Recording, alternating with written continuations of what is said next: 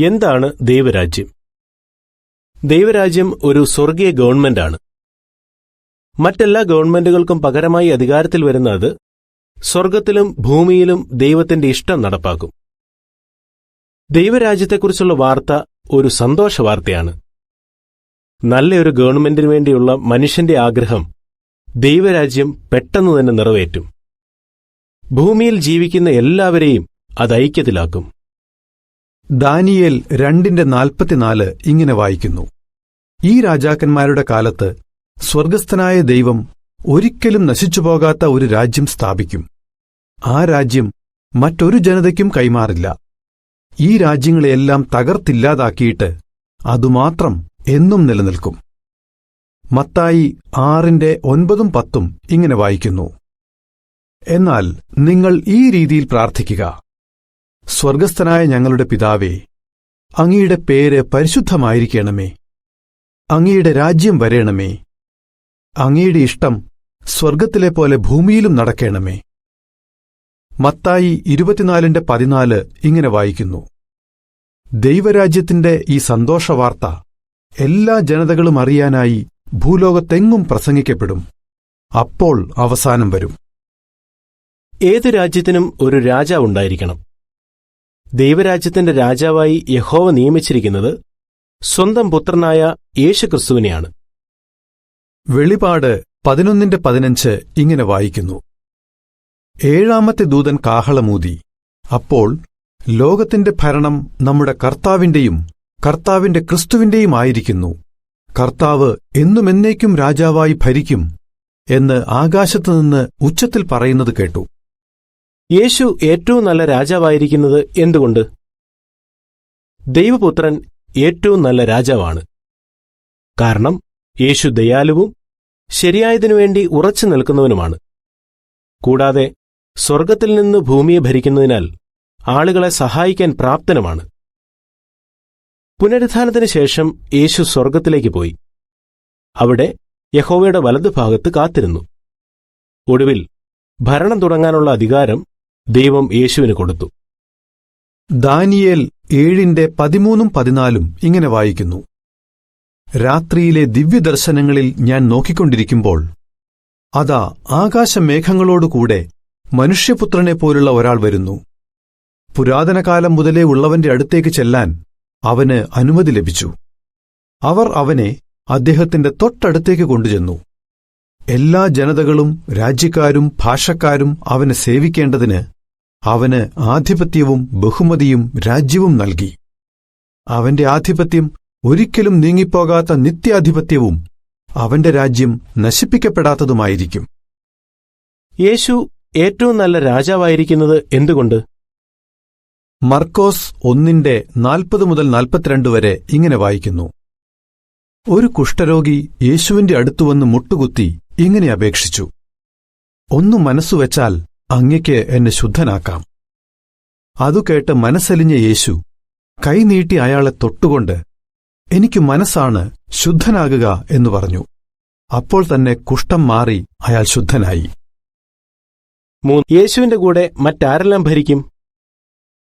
വിശുദ്ധർ എന്ന് വിളിക്കുന്ന ഒരു കൂട്ടം യേശുവിന്റെ കൂടെ സ്വർഗത്തിൽ നിന്ന് ഭരിക്കും. ദാനിയേൽ 7:27.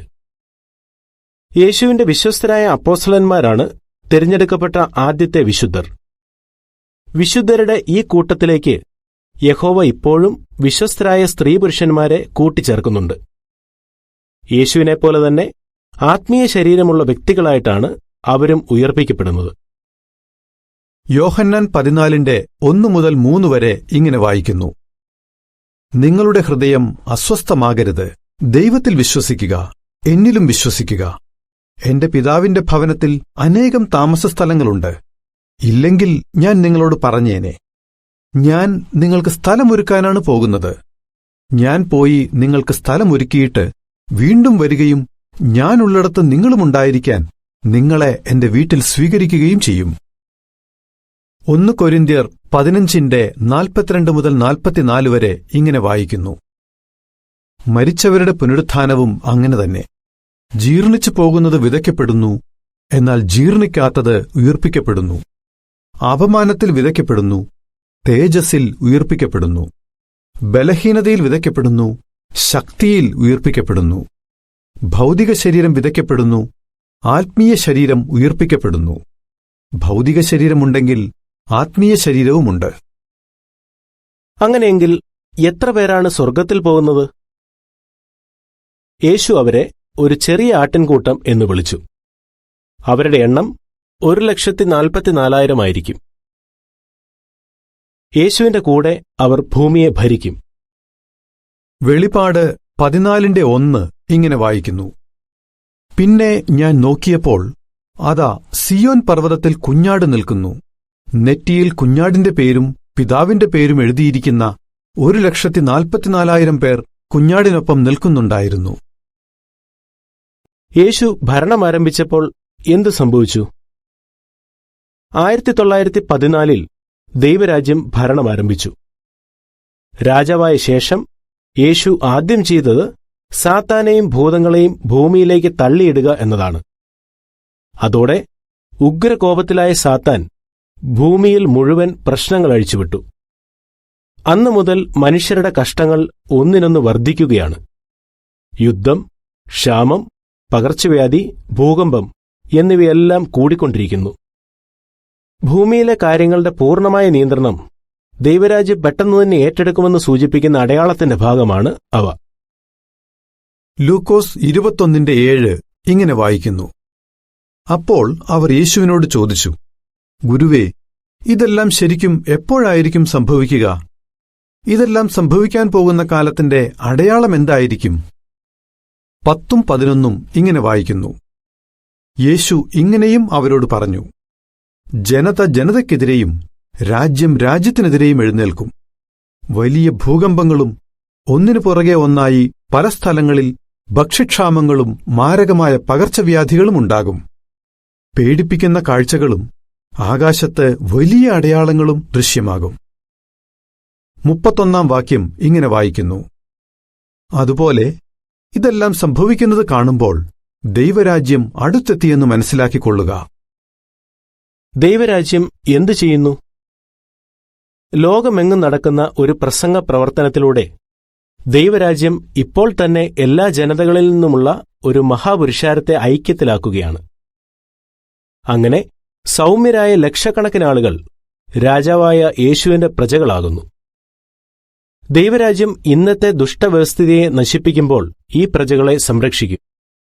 അതുകൊണ്ട് ദൈവരാജ്യത്തിൽ നിന്ന് പ്രയോജനം നേടാൻ ആഗ്രഹിക്കുന്ന എല്ലാവരും യേശുവിന്റെ കീഴിൽ അനുസരണമുള്ള പ്രജകളായിരിക്കാൻ പഠിക്കേണ്ടതുണ്ട്. വെളിപാട് 7:9 ഇങ്ങനെ വായിക്കുന്നു: ഇതിനുശേഷം ഞാൻ നോക്കിയപ്പോൾ എല്ലാ ജനതകളിലും ഗോത്രങ്ങളിലും വംശങ്ങളിലും ഭാഷകളിലും നിന്നുള്ള ആർക്കും എണ്ണിത്തിട്ടപ്പെടുത്താൻ കഴിയാത്ത ഒരു മഹാപുരുഷാരം നീളമുള്ള വെള്ളക്കുപ്പായം ധരിച്ച് കയ്യിൽ ഈന്തപ്പനയുടെ ഓലയുമായി സിംഹാസനത്തിനും കുഞ്ഞാടിനും മുമ്പാകെ നിൽക്കുന്നത് കണ്ടു. 14 വാക്യം ഇങ്ങനെ വായിക്കുന്നു: ഉടനെ ഞാൻ ആ മൂപ്പനോട്, യജമാനനെ, അങ്ങയ്ക്കാണല്ലോ അതറിയാവുന്നത് എന്ന് പറഞ്ഞു. അപ്പോൾ ആ മൂപ്പൻ പറഞ്ഞു, ഇവർ മഹാകഷ്ടതയിലൂടെ കടന്നുവന്നവരാണ്. കുഞ്ഞാടിന്റെ രക്തത്തിൽ ഇവർ ഇവരുടെ വസ്ത്രം കഴുകി വെളുപ്പിച്ചിരിക്കുന്നു. 16-17 ഇങ്ങനെ വായിക്കുന്നു: ഇനി അവർക്ക് വിശക്കില്ല, ദാഹിക്കില്ല. ചുട്ടുപൊള്ളുന്ന വെയിലോ അസഹ്യമായ ചൂടോ അവരെ ബാധിക്കില്ല. കാരണം സിംഹാസനത്തിനരികെയുള്ള കുഞ്ഞാട് അവരെ മേയിച്ച് ജീവജലത്തിന്റെ ഉറവുകളിലേക്ക് നടത്തും. ദൈവം അവരുടെ കണ്ണുകളിൽ നിന്ന് കണ്ണീരെല്ലാം തുടച്ചുകളയും. മനുഷ്യരെക്കുറിച്ച് ദൈവം ആദ്യം ഉദ്ദേശിച്ചിരുന്ന കാര്യങ്ങൾ ദൈവരാജ്യം 1000 വർഷം കൊണ്ട് ചെയ്തു തീർക്കും. ഭൂമി മുഴുവൻ ഒരു പർദീസയാകും. ഒടുവിൽ യേശു രാജ്യം തന്റെ പിതാവിനെ തിരികെ ഏൽപ്പിക്കും. ദൈവരാജ്യത്തെക്കുറിച്ച് പ്രത്യേകിച്ച് ആരോടെങ്കിലും പറയാൻ നിങ്ങൾ ആഗ്രഹിക്കുന്നുണ്ടോ? സങ്കീർത്തനം 37:10-11 ഇങ്ങനെ വായിക്കുന്നു: കുറച്ചുകാലം കൂടെ കഴിഞ്ഞാൽ ദുഷ്ടന്മാരുണ്ടായിരിക്കില്ല. അവർ ഉണ്ടായിരുന്നിടത്ത് നീ നോക്കും, പക്ഷെ അവരെ കാണില്ല. എന്നാൽ സൗമ്യതയുള്ളവർ ഭൂമി കൈവശമാക്കും. സമാധാന സമൃദ്ധിയിൽ അവർ അത്യധികം ആനന്ദിക്കും. 29 വാക്യം ഇങ്ങനെ വായിക്കുന്നു: നീതിമാന്മാർ ഭൂമി കൈവശമാക്കും. അവർ അവിടെ എന്നുമെന്നേക്കും